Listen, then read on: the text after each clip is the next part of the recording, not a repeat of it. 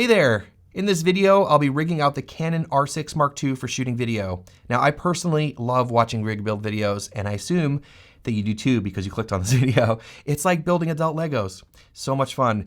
There'll be some stuff in here that's specific to the R6 Mark II, but a lot of it will be applicable to pretty much every camera. And I will build this out in a few different configurations just to give you some ideas, because there isn't one rig build that fits every situation, because you need different gear for different jobs, different situations, you have different gear on hand, all that kind of stuff. Disclaimer up front here, Small Rig did send me a lot of the parts that I'm gonna be showing you in this video for free, and I just wanna let you be aware of that, but they have not paid me anything. They didn't tell me to make this video. They don't get to see this video before it goes up. The opinion about everything is my own, and like usual, if I didn't like a product, I wouldn't talk about it on this channel. I wouldn't recommend it to you, but I just wanna let you know about that. There will be links down in the description for every piece of gear that I talk about if you're looking to pick any of that stuff up. Check out down in the description, it'll all be listed in there. Okay, so to start off with any rig build, you're gonna need a cage. Now, I personally don't love cages, but they are necessary in some situations. So cages in general will protect your camera, allow you to mount things to it, and allow you to mount the camera to things easier too.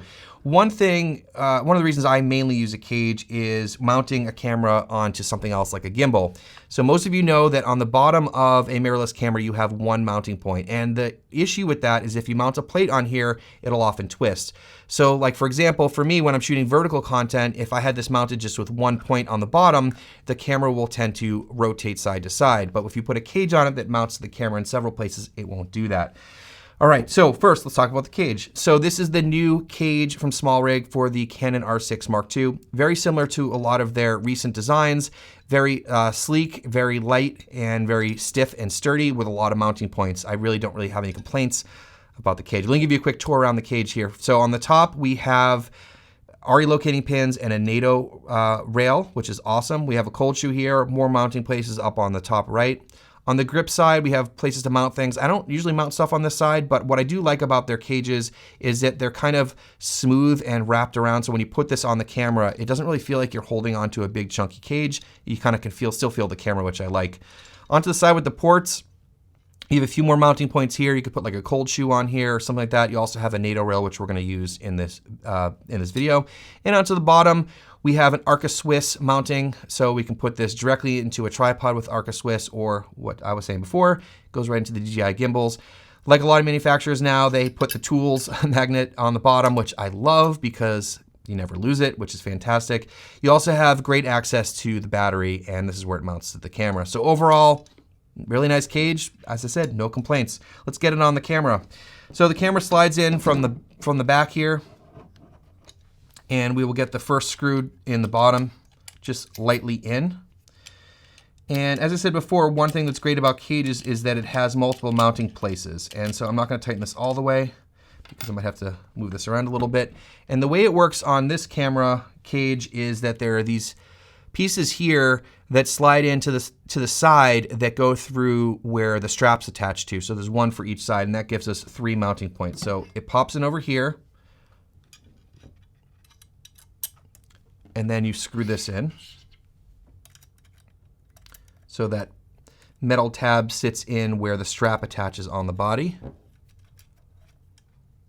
right, so we got this one in, and then we'll get the one in on the other side.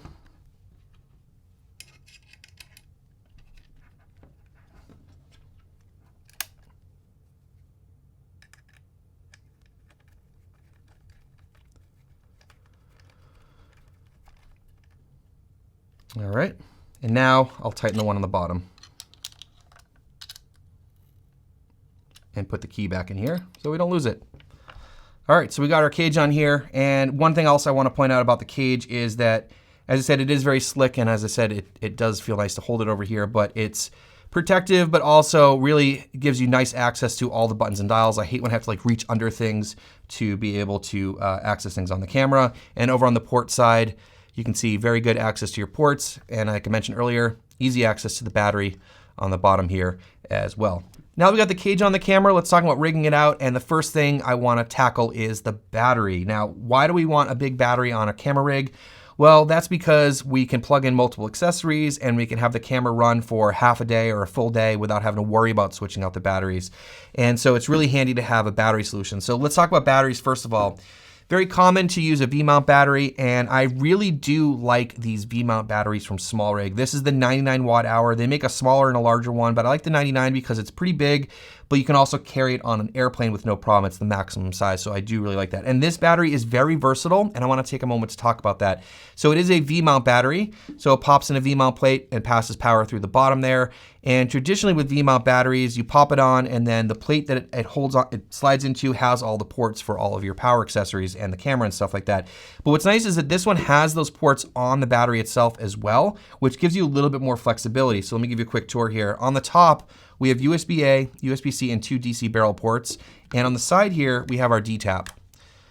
So this will give you extra connections if maybe your V-mount plate is full or you don't need a V-mount plate at all. And that's what I wanted to talk about here, is that I took this on a trip with my family and I use this as a power bank. It was great. I was powering my iPad and phone and stuff like that with this. And the other nice thing is, if you're just getting the V-mount batteries, the other thing you probably have to buy is a charger that goes into the D-tap port. But the nice thing is, because this has USB-C, you can just charge it over USB-C, because we all have USB-C chargers. So that's fantastic. I also love the way it looks. I know, I just like the way it looks. Also, when you press the power button here, it'll show you the battery percentage, which is handy. And while it's running, it'll also show you the different voltages that are going out over each output. In this rig, I'll show you how I set it up, but I ran the R6 Mark II and the Atomos Ninja V recording in 4K continuously for 5 hours before the battery died. So this will pretty much get you through a full day if you're just running the R6 Mark II and like a 5-inch monitor. So again, really do like these batteries for a lot of different situations. It's just a great battery bank anyway. So let's get this mounted on the camera. And the way that we're gonna do that is by using a very small base plate from SmallRig. This is pretty much the smallest, cheapest, and most simple way I could think about doing this. And this will hold our rods, which will allow us to attach our battery. Now this could screw directly to the bottom of the camera, but I like to be able to pull the camera on and off. So what I'm gonna be using here is a Arca Swiss quick release plate. This is just a generic one. And we're gonna screw this into the base plate.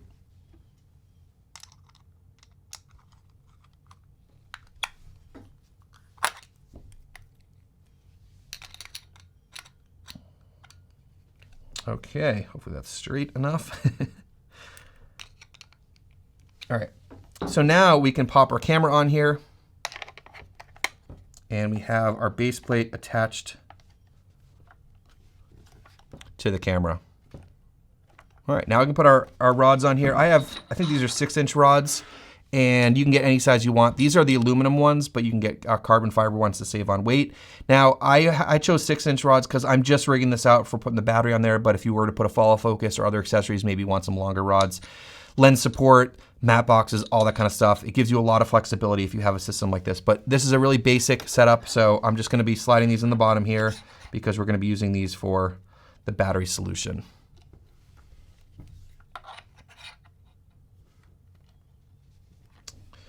Okay, so now that we have our rods on the back here, let's talk about the plate for the battery. So this is the plate I like. It's, again, pretty small for a V-mount plate. It's also pretty inexpensive, and I think it fits the size of the mirrorless cameras really well. So this has the rods here, which will slide in on the bottom.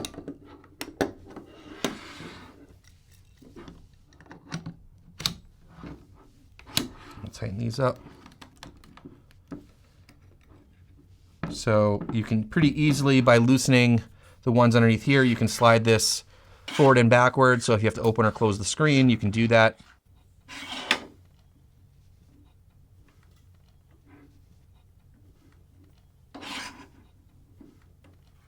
So pretty straightforward. I'm just going to tighten these up here for now.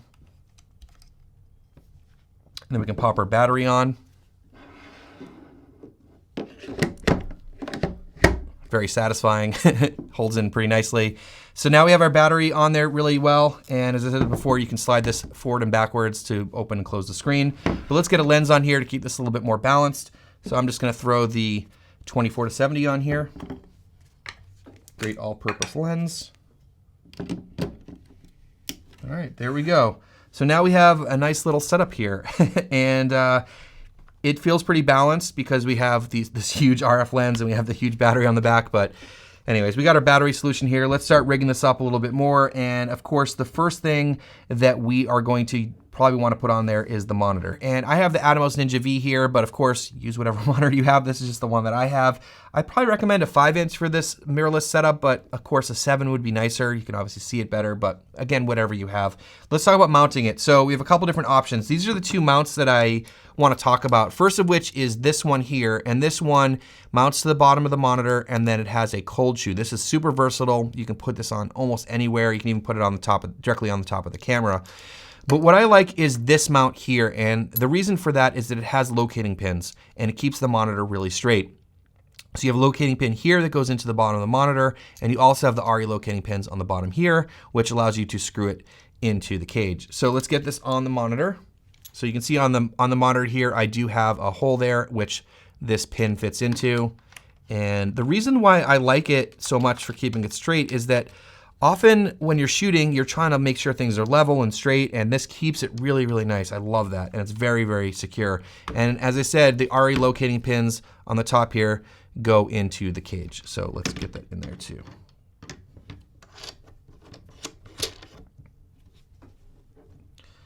All right, so there you go. Very, very solid connection.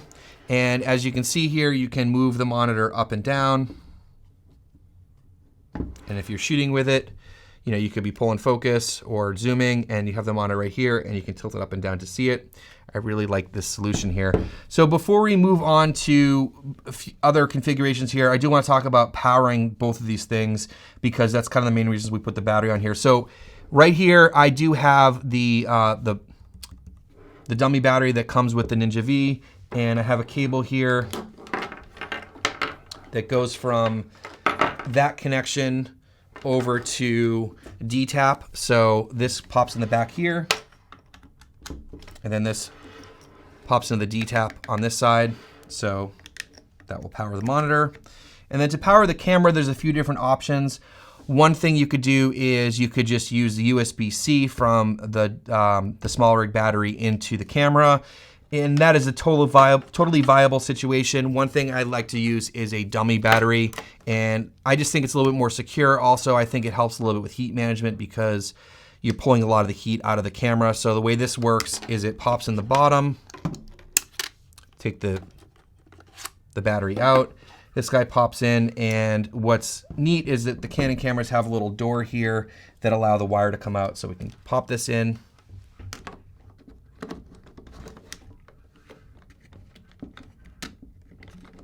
It's a little fiddly when you first do it, but there's a door down here. And this goes in, and then you can close the battery door. And you're all set with that. Now, you have to plug this into the battery on the back here, and if you can't remember which port to plug it into, if you look at the battery is 7.2 volts. So if we plug it in, there's an 8 volt and a 12 volt option. We're gonna plug it into the 8 volt option because that's closest to 7.2. So there you go. Now you have it set up for running the monitor and the camera off of that battery. Of course, you can always use something like, you know, the Sony NPF batteries, but I think the big point of this is to keep all of it on one battery so you don't have to think about charging multiple things, and also keep the weight lower in the camera. I hate having a big battery up here. It makes the balance, you know, feel a little bit more awkward. All right, so now they just showed you these batteries. I'm just gonna pop them out to make this rest of this demo a little bit easier. Of course, you'd have to tidy these up a little bit with some cable management, but we'll just take these off for now. And so the next thing I wanna talk about is audio, because obviously, you know, you might need an audio solution for this, especially if you're a solo run and gun filmmaker. So let's talk about that. So first of all, you have a cold shoe over here, but it's gonna be a little bit restrictive because if you try to put a microphone in here, it's going to hit the screen. So you could use something like a Rode Wireless Go, or you could use DJI mic, or I like the Sennheiser AVX kit. You could easily slide this in here, no problem. But if you want a shotgun mic or any sort of onboard microphone, this isn't gonna work. So let me show you another solution here. So one thing I like to use is this side handle. This is a pretty inexpensive side handle from SmallRig, and it's very versatile because you can adjust it up and down. You can also reverse it for left and right. It has a NATO NATO rail mount here. It also has a cold shoe on the top, which is going to come in really handy, and it comes with a tool in the bottom here so you don't lose it. So I love that. So what we're going to do is we're going to mount this over on the left-hand side of the camera. And one thing is I know it sounds silly, but yeah, it's obviously a handle, which is nice. And so because it's a handle, we now have another point of contact. We can hold it with both hands and press it against our chest, and we have a really solid connection. I can see the monitor really well. It's awesome. But it's also a great place to mount things away from the monitor, which is fantastic. So what we can do now is we can add a microphone. This is the Rode Video Mic Pro Plus. This is the original one with the huge dead cat. I still like this microphone, but you could probably find one that has a little bit smaller footprint and it would fit maybe a little bit better, but it does get it over enough and out of the way. Also, it does have the cable will easily go from here to the camera because it's on the same side. One thing to keep in mind if you're running an Atomos Ninja V is it has a fan, so keep that in mind about the audio. Use a different monitor. Just be aware of it. That could be an issue. All right, so this is a solid little setup. We have monitor, we have audio, we have a battery, and now let's try to make this a little bit more fun. So what we're gonna do is let's add a top handle. So I'm gonna take off the monitor here. And the top handle I've been really enjoying using is this guy from SmallRig. It's nice for a lot of reasons. First of all, I do like this wood on the bottom. I think it looks cool. It also is very comfy and it's kind of long, which is nice.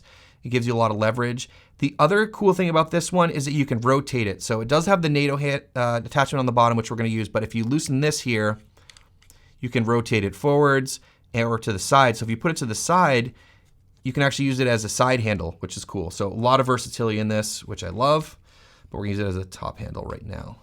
So what we're gonna do is we're gonna slide this onto the cage.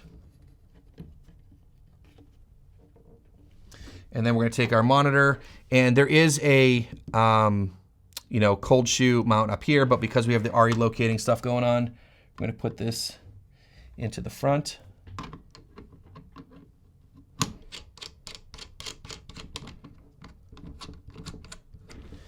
And now we have our setup like this. All right. This is probably what I'd recommend for most situations. It's for a lot of versatility. You have the handle, very easy to carry, also getting low shots. It is pretty well balanced. And we have everything we need for monitor, audio, battery, all that kind of stuff. And for hand holding, this is fantastic. We can hold this against our chest here. The top handle brings the monitor out a little bit more forward so we can see it really well. Very adjustable. And anyways, I really like this setup, so this is great. But what if you need more professional audio? Let's talk about that. So one thing is you might want to use the XLR unit from Tascam. So we got to pop all this stuff off because obviously this would be in the way. So the Tascam XLR unit, I've been using this in my studio here. I know some people have had issues with this. I've seen people complaining in reviews and in comments. I personally haven't had any issues with this yet. I haven't taken it out of my studio, so I haven't really beat up on it too much, but it's been working fine. I haven't personally had any issues. I'm not discounting any issues that are out there, but I just want to make people aware that it has been happening to some people. I haven't had that issue, but anyways, slide this onto the camera here. Obviously we don't need this. Let's take this off. And let's talk about some audio solutions. So my favorite all-around microphone is the Rode NTG5. It is like a $500 microphone, but it comes with a lot of accessories and the quality is awesome. It's great for, as I said, very versatile. So you can use it for booming audio, indoor, outdoor, on camera, shotgun microphone, all sorts of stuff.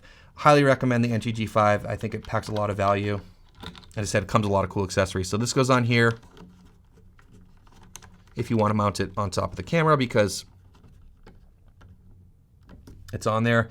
For audio cables, there's a lot of options out there. This is one that I like. This one's made by, I think it's called Cable Techniques. They make some really sleek cables, very lightweight cables. And so this one is fantastic because, as I said, it's pretty lightweight. So let me just put it on here. I can show you what this looks like. And I love the right angle cables too because it sort of keeps everything out of the way and tidy. So there you go.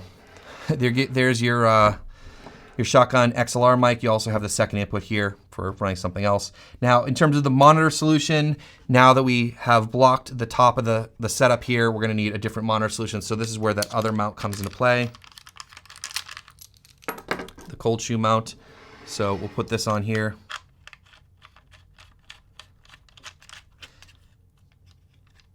and this can pop in over here. So it's a little tight, but it definitely works. And now we have our professional audio. We have our monitor, which is off to the side, but it does work, and you still, are able to use the Tascam unit. So a lot of different options with this. Now, if you don't want to buy this RE locating monitor mount, you could use this one on top of the handle as well, because the handle has that cold shoe up here, so you could just slide this in like that, and just buy one monitor mount. So there are a lot of different options. Anyways, just wanted to give you some ideas about how to rig up your cameras, especially the R6 Mark II.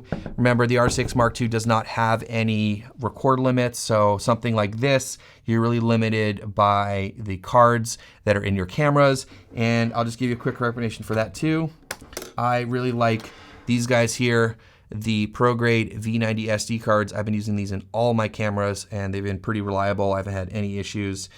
I should say they're very reliable. I haven't had any issues, so those are the cards I recommend. As I said, I will leave links down below in the description for all of the stuff. Please go check that out. Big thanks to Small Rig for sending me some of the stuff to play with and use. So thank you so much for watching. Hit subscribe if you're not already, and I'll see you in the next one.